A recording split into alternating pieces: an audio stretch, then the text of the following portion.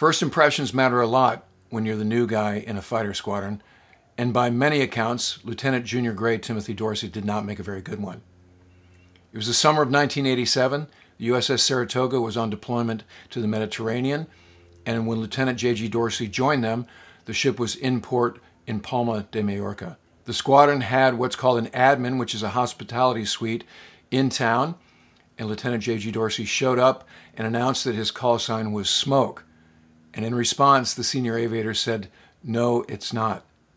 Now, a few weeks after that port call, the ship was at sea in the Mediterranean off the coast of Sardinia and participating in an exercise called Display Determination. As part of the exercise, Dorsey was scheduled to fly on the wing of a senior pilot and the skipper in his backseat, and Dorsey had a senior Rio, a lieutenant commander, whose call sign was Dutch, in his backseat. Now, during the startup, the skipper's airplane went down, and so over Base Freak, they told Dorsey that he was going to launch as a solo. They were scheduled to do a 2v2 against Air Force F-16s as part of Display Determination. While they were sitting behind the cat ready to launch, they were told by the strike controller to go up purple, which is the encrypted frequency. And when they did that, they were given the instructions that their mission had changed, and they should expect a different vector off the cat. So they launched uneventfully, went up strike, and got a vector to head to the north to intercept an inbound raider. Now, meanwhile, this inbound raider was a U.S. Air Force RF-4, a reconnaissance version of the Phantom that had launched out of Aviano Air Base on the east coast of Italy. When they got feet wet on the west side of Italy, they hit a KC-135 and were scheduled to get 10,000 pounds of gas, which would allow them to complete the mission. Their call sign was Vodka 51 in accordance with the exercise. So Dorsey and Dutch got the vector, and they wind up joining on the wing of the RF-4 as he's getting his gas from the KC-135. The weapons system officer in the back of the RF-4 looks over his left shoulder and sees the Tomcat and reports it to the pilot. The RF-4 completes the tanking evolution, backs away from the tanker, and starts its simulated attack profile on the Saratoga. Dorsey and Dutch fall in trail. They are behind the airplane for 15 minutes as it does its descent on the simulated attack profile towards the ship. Along the way, Dorsey's trying to lock up the Phantom using his pilot acquisition modes, and the lock keeps breaking, partly because the RF-4 is equipped with an anti-jamming pod that breaks the lock, and also because they're shooting chaff out of their chaff dispenser, and that's breaking the lock. In fact, Dorsey notes to Dutch that he can see the chaff coming out of the chaff bucket, and Dutch says, yeah, he probably doesn't want you to lock him up. So Dorsey says, that's fine. I don't need to lock him up. I can use the Sidewinder without a radar lock. So along the way, the Tomcat crew asks for weapons status, and the strike controller says, red and free. At that point, Dorsey asks Rio, Jesus, they want me to shoot him? And the Rio says, yeah, shoot him. Now watch this TCS/heads-up display footage and listen to the exchange of communications both over the radio and between the cockpits. There he goes. 101, strike. 101, simulator, Fox 2. Copy. Didn't go.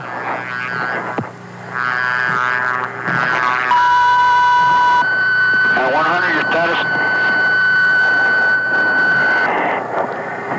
Didn't go. We're joining now. Kill. All right, let's go to the training aids.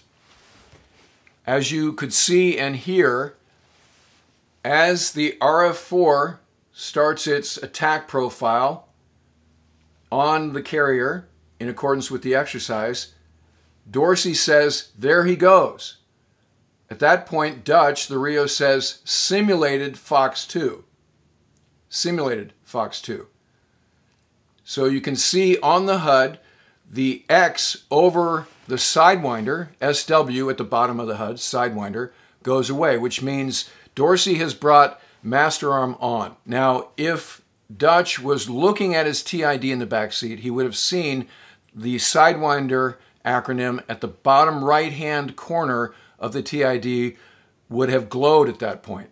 Now that's kind of a subtle thing, and you have to actually be looking at it to see that. So he probably wasn't looking down at his TID. He was probably looking over the pilot's shoulder at the RF-4. So he probably missed that. You can hear that after Dutch says simulated Fox 2, Dorsey comments over the intercom, it didn't go, meaning he pulled the trigger and the Sidewinder didn't fire. It had a rocket motor failure. So at that point, Dutch is sort of thinking, what do you mean it didn't go? But it happens super quick, as you heard. So what Dorsey does is actually kind of tactically astute. He pushes the button on the weapon select. When it's on Sidewinder, if you push the button down, it'll jump the selected station from 1 to 8. And that's what he does. Tries to shoot it. Station 1 doesn't fire, so he station steps to Station 8. And again, he says it didn't go a second time as he pulls the trigger, and now the Sidewinder fires off of Station 8.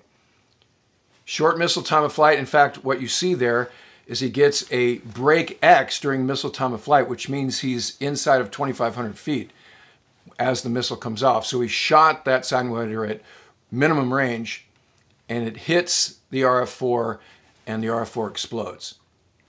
At that point, you don't hear it on the HUD tape, but now Dutch is like, WTF.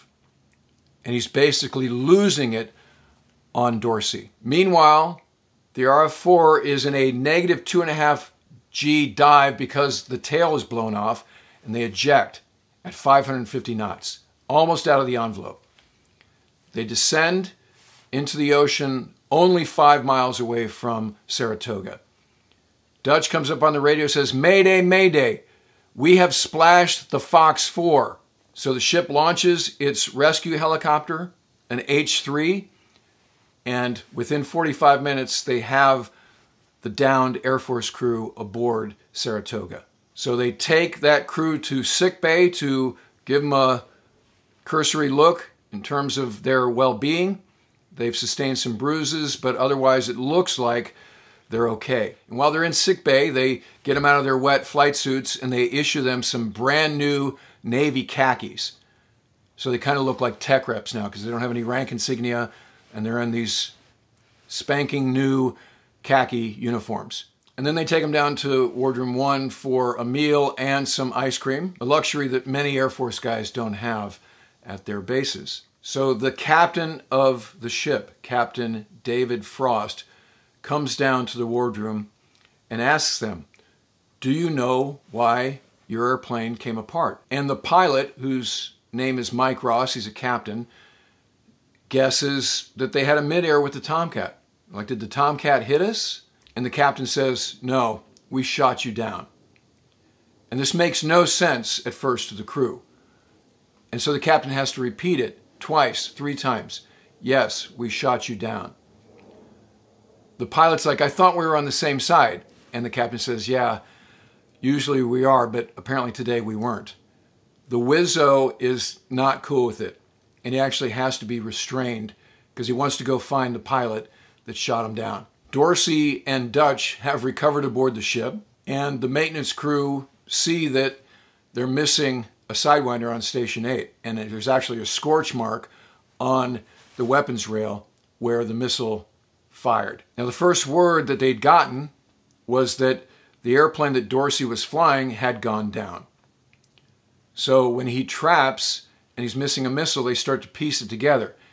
And about the time the airplane shuts down, the skipper comes out from the ready room and is in the catwalk, and he asks one of the maintainers, what's going on? And the guy points to the missing Sidewinder. Now the skipper is starting to piece it together, and obviously he's not happy. So in the ready room, they're waiting for Dorsey to show up, and the way it was related to me by a guy who was there is Dorsey walks in kind of like John Wayne, apparently unaware of the dire consequences of what he's done. So the Air Force guys are kept away from the VF-74 ready room until they go back to Aviano the next day. They're given some ship swag, coffee mugs, patches, and sent on their way. So as a consequence of the shootdown, Dorsey goes to what's called a FNAB, which is an acronym for Field Naval Aviators Evaluation Board. And at this FNAB, Dorsey is completely unrepentant. He very much believes that he is the victim and that everything he did was appropriate based on the information he had. What becomes obvious from the investigation is from the moment the skipper's airplane went down and Dorsey was told he was going to launch solo, and he was kicked up the purple frequency for different tasking than the 2v2 dissimilar air combat training he was going to do against the F-16s, is he thought that he was now no longer part of the exercise, but in a real-world scenario. And meanwhile, his RIO believed that he understood that they were still operating within the confines of this exercise display determination. The other things that Dorsey brought up during his FNAB was that while he was in the F-14 training squadron, the RAG, during the advanced phase, he received a failing grade on a simulator because he did not act decisively enough after he was given a red and free weapon status. And he was told by the instructor during that simulator that red and free in the real world means one thing: you need to commit weapons. So when he was told, as they were trailing the RF-4 from 4,000 feet for 15 minutes, the weapon status was red and free, not simulated red and free, which would have been the more appropriate call under the auspices of an exercise, he assumed that they were operating now under real-world conditions and this RF-4 was hostile. And so as soon as he made that move, that hostile move, and as RIO said simulated Fox 2, which he obviously didn't hear or didn't decipher the simulated part, he pulled the trigger. And then Station stepped to Station 8 and committed a Sidewinder and shot down the RF-4. Now the other thing that Dorsey used as a mitigator was the fact that the intel officers had briefed over the ship's TV before a mission brief a few days prior that there was a potential threat of rogue actors hijacking military airplanes and using them as kamikazes. So he kept that in his mind and he figured that's what this is. So whatever his mindset was, the main thing that the board had trouble with was the fact that he had actually joined on the wing of this RF-4 plugged into a tanker. So if you have this hijacker, terrorist thing in your head, do you also believe that the hijackers were skilled enough to tank from an Air Force tanker and then fly this kamikaze profile?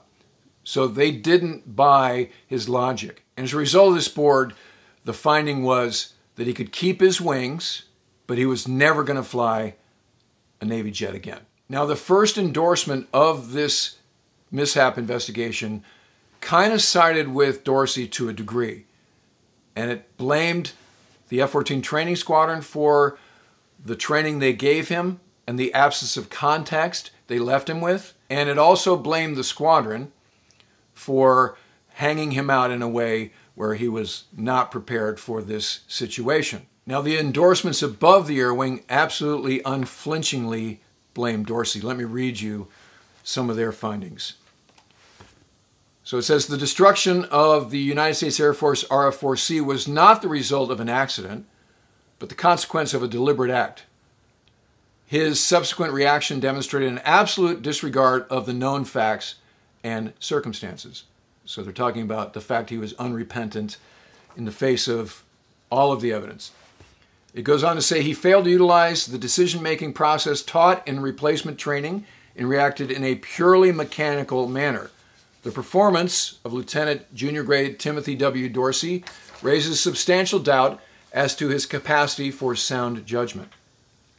Now, that was the endorsement of the battle group commander, who happened to be Admiral Borda. Admiral Borda, as you may know, went on to be the Chief of Naval Operations and had a tragic end to his time in that job. He committed suicide in the front yard of his quarters at the Navy Yard in Washington, D.C.